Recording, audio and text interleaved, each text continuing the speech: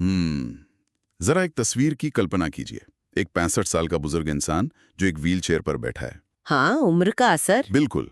उसके जोड़ों में बहुत दर्द है, आंखों पर मोटा सा चश्मा है, लेकिन लेकिन उसके बैंक अकाउंट में पूरे 5 करोड़ रुपए हैं। अरे बाप रे, 5 करोड़। हाँ, 5 करोड़।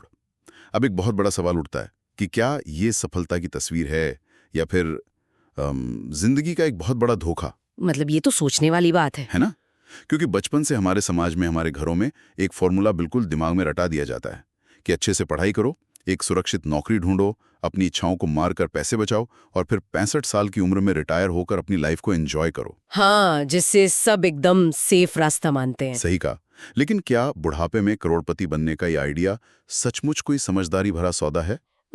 ये एक ऐसा सवाल है जो उस पूरी बुनियाद को हिला देता है जिस पर हमारी आज की अर्थव्यवस्था टिकी हुई है। बिल्कुल। अगर हकीकत के आईने में देखा जाए तो हर कोई जवानी में यानी 35 या 40 साल की उम्र में वो आज़ादी पाना चाहेगा जिसे फाइनेंशियल फ्रीडम कहते हैं। एकदम सही बात है। जब शरीर में ऊर्जा हो, दुनिया घूमने का जोश हो। हाँ, लेकिन समाज में एक बहुत बड़ी धारणा ये है कि कम उम्र में ये आज़ादी पाना महज एक ख्याली पुलाव है या फिर इसके लिए कोई लॉटरी जीतने जैसी किस्मत चाहिए। और इसी सस्पेंस से पर्दा उठाने के लिए आज हम यहाँ हैं। मैं हूँ पुखराज और मैं हूँ गुंजन। और वेल्थ एफएम की आज की इस गहरी चर्चा में हर किसी का स्वागत है। बिल्कुल, सभी सुनने वालों का स्वागत है। आज के सेशन में हम एक बेहद शानदार source material the millionaire fast lane किताब के आधार पर उस बड़े झूठ का पर्दाफाश करेंगे जो पीढ़ियों से लोगों को बेचा जा रहा है। हाँ, वो झूठ जो हमें बचपन से सिखाया जाता है। तो आज हम गेट रिच स्लो यानी धीरे धीरे अमीर बनने के जाल और फास्ट लेन वेल्थ यानी दौलत की तेज रफ्तार वाले रास्ते का पूरा गणित समझेंगे। बहुत मजा आने वाला है आज की चर्चा में। तो शुरुआत करते हैं उन 3 रास्तों से जिनका जिक्र इस सोर्स में किया गया है। पहला रास्ता है साइड वॉक। Side walk. आमतौर पर सुनकर ऐसा लगता है कि ये रास्ता उन लोगों का होगा जिनके पास कोई पैसा नहीं है, जो बहुत गरीब है। क्या वाकई ऐसा है? अरे नहीं, ये सबसे बड़ी गलतफहमी है। साइड वॉक का मतलब गरीबी नहीं है, बल्कि ये आमदनी और दिखावे के खर्चों का एक बहुत भयानक जाल है। अच्छा, दिखावे का जाल? हाँ, इस रास्ते पर चलने वाले लोगों का कोई वित्तीय भविष्य नहीं होता। ऐसा नहीं है कि इस रास्ते पर सिर्फ कम सैलरी वाले लोग होते हैं। मतलब बड़े लोग भी हो सकते हैं? बिल्कुल। एक बहुत बड़ा डॉक्टर हो या कोई मशहूर खिलाड़ी जो साल के 5 करोड़ कमाता है, लेकिन दिखावे के लिए 5.5 करोड़ खर्च कर देता है, वो भी इसी साइडवॉक पर चल रहा है। बाप रे, 5.5 करोड़ खर्च? हाँ, इनका गणित बहुत सीधा और खतरनाक होता है।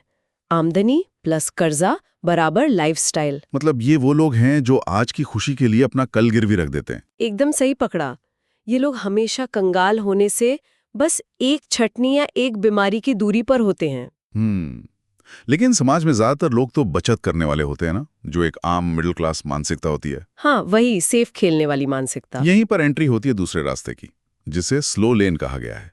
ये वो रास्ता है जिस पर दुनिया की 90% आबादी चल रही है। और मजे की बात यह है कि लोग इसी में खुश भी रहते हैं। बिल्कुल। जॉब करो, हर महीने ईएमआई भरो, कुछ पैसे इंडेक्स फंड या एफडी में डालो और बस बुढ़ापे का इंतजार करो। हाँ, और समाज इसी रास्ते को सबसे सुरक्षित मानता है। लेकिन सोच के मुताबिक ये रास्ता सबसे बड़ा धोखा है। धोखा? वो कैसे? क्योंकि स्लो लेन का पूरा गणित 2 ऐसी चीजों पर टिका है जिस पर किसी इंसान का कोई कंट्रोल ही नहीं होता। पहला है कंपाउंड इंटरेस्ट और दूसरा है नौकरी। हाँ, ये बात तो है। इस रास्ते में अमीर बनने की जो पूरी योजना है वो इस बात पर निर्भर करती है कि अगले 40 सालों तक शेयर बाजार हमेशा ऊपर जाएगा, महंगाई नियंत्रण में रहेगी और उस इंसान की नौकरी कभी नहीं जाएगी। जो कि हकीकत में कभी नहीं होता। एक सेकंड, यहाँ पे मुझे थोड़ा टोकना पड़ेगा। हाँ, बताइए। जो लोग भी पर्सनल फाइनेंस पढ़ते हैं उन्हें तो यही सिखाया जाता है कि कंपाउंड इंटरेस्ट दुनिया का 8वां अजूबा है। हाँ, बिल्कुल सिखाया जाता है। तो अगर कोई इंसान हर महीने लगातार पैसे बचा रहा है तो गणित के हिसाब से तो वो अमीर बनेगा ही ना। इसमें धोखा कहाँ है? धोखा इसके पीछे छिपे हुए समय के बलिदान में है। अच्छा, समय का बलिदान।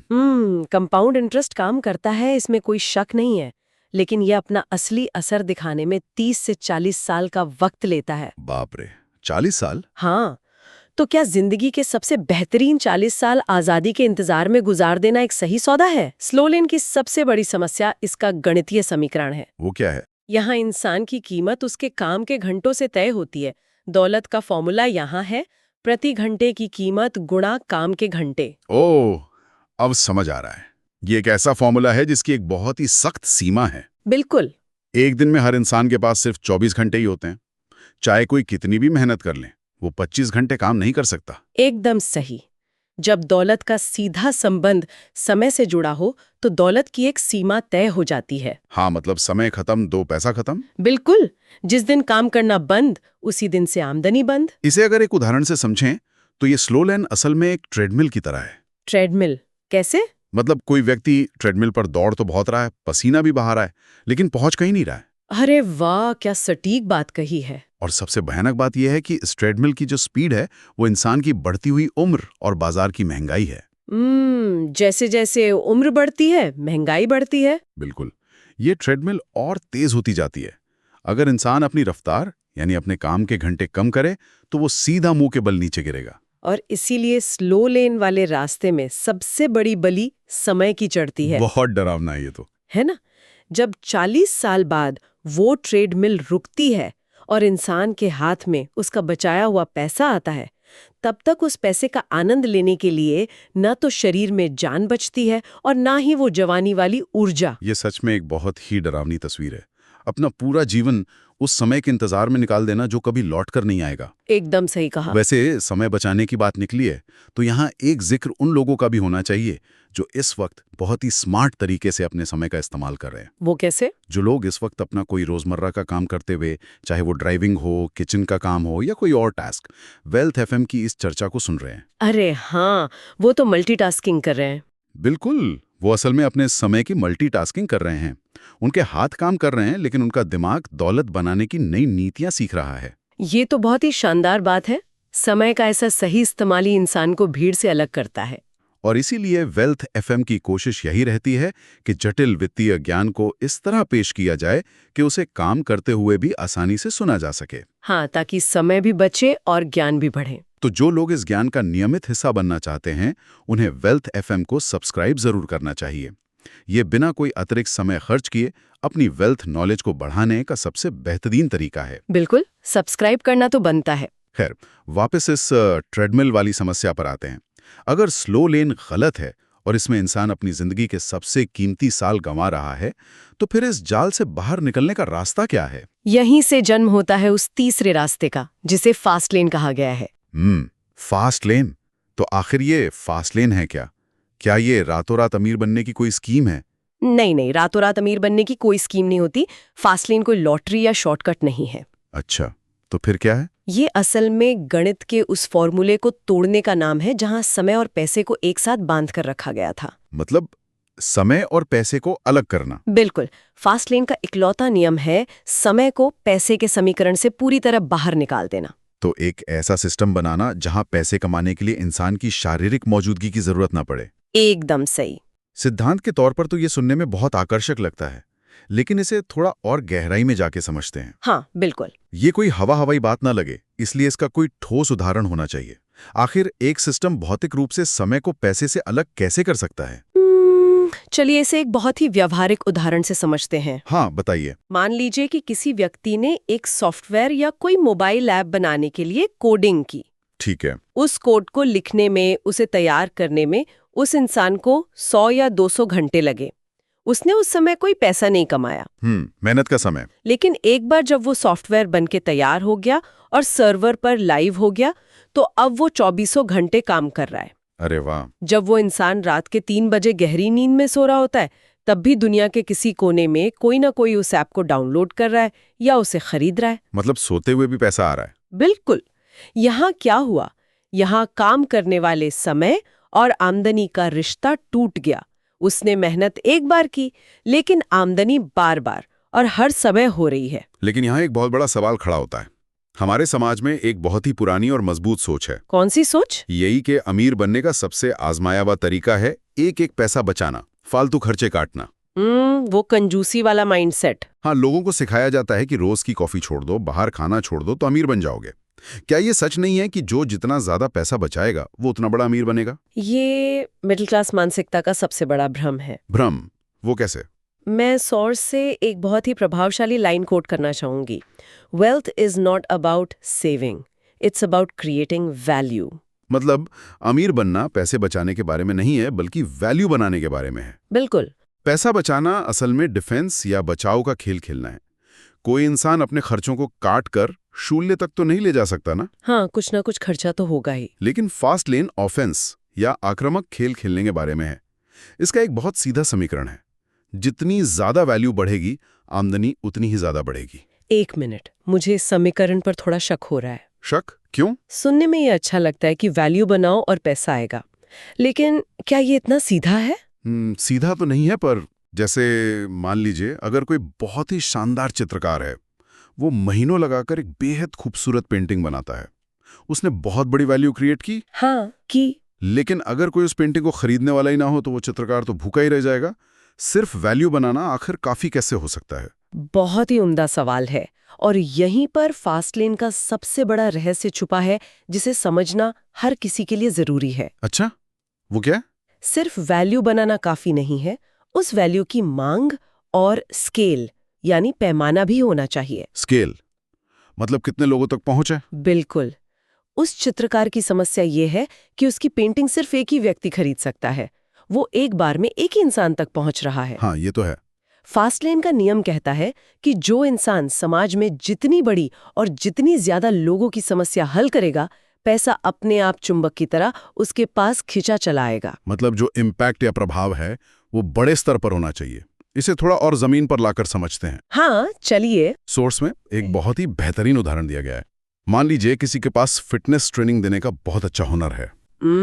Fitness trainer. हाँ, वो लोगों के घर जाकर उन्हें पर्सनल ट्रेनिंग देता है और महीने का 1 लाख रुपए कमाता है। बहुत अच्छी कमाई है ये तो। समाज की नजर में तो है, लेकिन इस किताब के नजरिए से ये भी महज स्लो लेन ही है। आखिर क्यों? क्योंकि वो इंसान अभी भी अकेले काम कर रहा है। वो अपने समय के बदले ही वो 1 लाख रुपए कमा रहा है। अच्छा, क्योंकि समय फिक्स्ड है। बिल्कुल। अगर कल को वो बीमार पड़ जाए और ट्रेनिंग देने ना जा सके, तो क्या वो 1 लाख रुपए आएंगे? नहीं, बिल्कुल नहीं आएंगे। क्योंकि उसका स्केल सीमित है।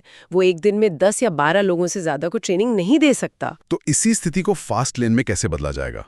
वो इंसान ऐसा क्या करे कि उसकी आमदनी मल्टीप्लाई हो जाए? यहीं पर सिस्टम और स्केल का जादू काम आता है। वो कैसे? अगर वही फिटनेस ट्रेनर अपने ज्ञान और अपनी स्किल का एक डिजिटल कोर्स बना दे, या कोई ऐसा प्लेटफॉर्म खड़ा कर दे जहां एक ही समय पर 1000 लोग उसकी ट्रेनिंग वीडियो देख सकें। अरे वाह, 1000 लोग एक साथ! हाँ, अब उसे हर एक इंसान को अलग से समय नहीं देना पड़ेगा।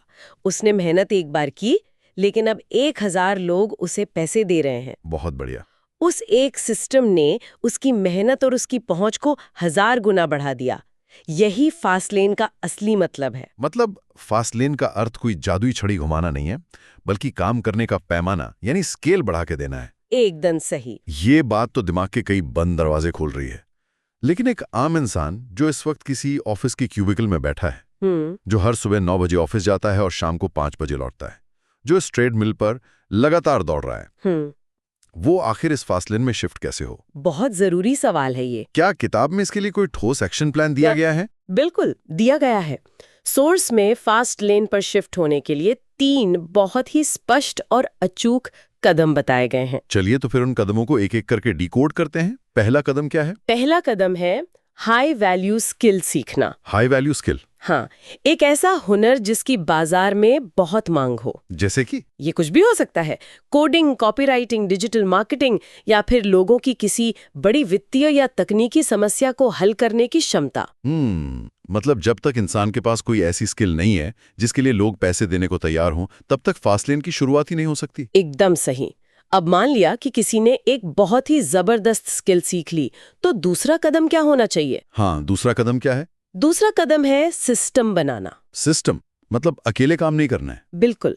सिर्फ अपनी स्किल पर निर्भर रहने से इंसान आजाद नहीं हो सकता। उसे एक ऐसी प्रक्रिया, एक ऐसा ढांचा खड़ा करना होगा जो उसके बिना भी काम कर सके। जैसे अगर कोई अच्छा डिजाइनर है तो वो खुद सारे डिजाइन बनाने के बजाय एक डिजाइन एजेंसी खड़ी कर सकता है। हाँ, जहां और लोग काम करें, या फिर कोई ऐसा सॉफ्टवेयर टूल बना सकता है जो डिजाइनिंग को आसान कर दे। बहुत बढ़िया। और अब आता है तीसरा और शायद सबसे चुनौतीपूर्ण कदम, जिसे स्केल कहा गया है। ये आम लोगों के लिए सबसे मुश्किल क्यों होता है? क्योंकि ये सीधे तौर पर इंसान के सोच का दायरा बढ़ाने से जुड़ा है। सोच का दायरा? हाँ, स्केल का मतलब है ये सोचना कि जो काम कोई व्यक्ति आज 10 लोगों के लिए कर रहा है उसे 1 लाख लोगों तक कैसे पहुंचाया जाए। बाप रे, 1 लाख लोग। और यहीं पर इंटरनेट और टेक्नोलॉजी सबसे बड़े हथियार बनते हैं। जो प्रोडक्ट या सर्विस इंटरनेट के माध्यम से लाखों लोगों तक पहुंच सकती है, वो फास्ट लेन का एकदम सटीक उदाहरण है। लेकिन ये सब सुनने में जितना तार्किक और सीधा लगता है, असल जिंदगी में इसे लागू करना उतना ही चुनौती भरा है। बिल्कुल आसान तो नहीं है। पर मुझे लगता है कि इसकी सबसे बड़ी वजह कोई तकनीकी कमी नहीं है, बल्कि हमारा माइंडसेट, यानी हमारी मानसिकता है। हाँ, मानसिकता सबसे बड़ा रोड़ा है। इस पूरी चर्चा से जो सबसे गहरी बात निकलकर सामने आ रही है वो ये है कि इंसान को अपने जॉब माइंडसेट से बाहर निकलना होगा। एकदम। और इस जॉब माइंडसेट की सबसे बड़ी बीमारी क्या है पता है? क्या है? सबसे बड़ी बीमारी ये है कि ये इंसान को हमेशा ये सोचने पे मजबूर करता है कि मैं किसके लिए काम करूं या महीने के आखिर में मुझे सैलरी कौन देगा। ये तो है। ये एक ऐसी मानसिकता है जो इंसान को हमेशा उपभोक्ता या कर्मचारी बनाए रखती है। बिल्कुल। और इसके बिल्कुल विपरीत है क्रिएटर माइंडसेट। क्रिएटर माइंडसेट में क्या होता है? इसमें इंसान ये सोचता है कि मैं ऐसा क्या नया बना सकता हूँ, कौन सी ऐसी समस्या सुलझा सकता हूँ जिससे हजारों या लाखों लोगों का फायदा हो। अरे वाह! जॉब माइंडसेट वाले को हर 30 दिन में एक तय रकम चाहिए होती है, जबकि क्रिएटर माइंडसेट वाला इंसान एक ऐसा एसेट बनाने के लिए 6 महीने तक बिना एक पैसा कमाए भी काम कर सकता है, जो बाद में उसे जिंदगी भर कमा कर देगा। बिल्कुल सही पकड़ा। अगर हम आज की इस पूरी चर्चा को समेटें तो सार यही निकलता है कि अमीर बनने की पूरी साइंस समय और सिस्टम के इर्द गिर्द घूमती है। हाँ, ये कोई रहस्य नहीं है जिसे तिजोरी में बंद करके रखा गया हो। एकदम। 65 साल तक अपनी आजादी के लिए इंतजार करने की कोई मजबूरी नहीं है। सही बात है। अगर आज के सेशन से लोगों की सोच में थोड़ा सा भी बदलाव आया है, अगर लोग स्लो लेन वाले ट्रेडमिल और फास्ट लेन वाले सिस्टम के बीच का फर्क समझ पाए हैं, तो समझ लीजिए कि इन्होंने वित्तीय आजादी की दिशा में अपना पहला कदम बढ़ा लिया है। ये वाकई में इंसान के सोचने के नजरिए को पूरी तरह से पलट कर रख देने वाला सेशन रहा है। मुझे भी बहुत मजा आया। तो चलिए आज के इस सेशन को एक ऐसे विचार के साथ आखिरी मोड़ देते हैं जो हर किसी के दिमाग में गूंजना चाहिए। वो विचार क्या है? जरा ठंडे दिमाग से सोचिए। अगर समय ही इस पूरी दुनिया में वो इकलौती दौलत है जिसे दुनिया की कोई भी करेंसी, कोई भी पैसा वापस नहीं खरीद सकता, बिल्कुल। तो फिर इंसान अपनी पूरी जिंदगी, अपने सबसे कीमती साल, महीने के आखिर में मिलने वाले चंद कागज के टुकड़ों के लिए इतने सस्ते में क्यों बेच देता है? क्या किसी इंसान का समय, उसकी जिंदगी इतनी सस्ती है? ये एक ऐसा सवाल है जो हर उस व्यक्ति को खुद से पूछना चाहिए जो रोज सुबह उठकर अनजाने में उस ट्रेडमिल पर दौड़ना चला जाता है। ये एक ऐसा सवाल है जो सच में रातों की नींद उड़ा सकता है। और हकीकत ये है कि जब किसी की नींद इस सवाल से उड़ जाती है ना, तो वहीं उसके फास्ट लेन के सफर की असली शुरुआत होती है। बिल्कुल। अगर सुनने वालों को लगता है कि आज की इस चर्चा ने उनके दिमाग के कुछ बंद दरवाजे खोले हैं, तो कमेंट जरूर करें। हाँ। अगर कोई चाहता है कि इस फास्ट लेन वाले विषय को भविष्य में और भी ज्यादा गहराई से, इसके बारीक गणित और सिस्टम बनाने के उदाहरणों के साथ समझाया जाए, तो नीचे कमेंट बॉक्स में फास्ट लेन जरूर लिखें। लोगों की प्रतिक्रिया ही बताएगी कि इस पर और बात करनी है या नहीं। बिल्कुल। और एक बात जो हम हमेशा कहते हैं, हाँ, कि दौलत, इन्वेस्टमेंट, माइंडसेट या वेल्थ से जुड़ा कोई भी ऐसा सवाल या समस्या है जो सुलझने का नाम नहीं ले रही है, तो उसे मन में दबाकर ना रखें। एकदम सही। अगर वेल्थ से जुड़ी कोई भी ऐसी उलझन है और लोग चाहते हैं कि वेल्थ एफएम की अगली चर्चा में इस पर बात हो, तो बेझिझक होकर अपनी समस्या नीचे कमेंट बॉक्स में लिखकर जरूर बताएं। हम कोशिश करेंगे कि उस पर विस्तार से चर्चा करें। तो आज के लिए बस इतना ही। समय की असली कीमत को पहचानिए, उसे सस्ते में बेचना बंद कीजिए, सिस्टम बनाने पर फोकस कीजिए, और उस स्लो लेन वाली ट्रेडमिल से उतरकर आजादी की फास्ट लेन की तरफ अपना कदम बढ़ाइए। मिलते हैं अगले सेशन में एक नए और मजेदार टॉपिक के साथ। तब तक के लिए सीखते रहिए और आगे बढ़ते रहिए। सुरक्षित रहिए। Welcome Freewell FM सुनिए सीखिए सैम रिक बनिए।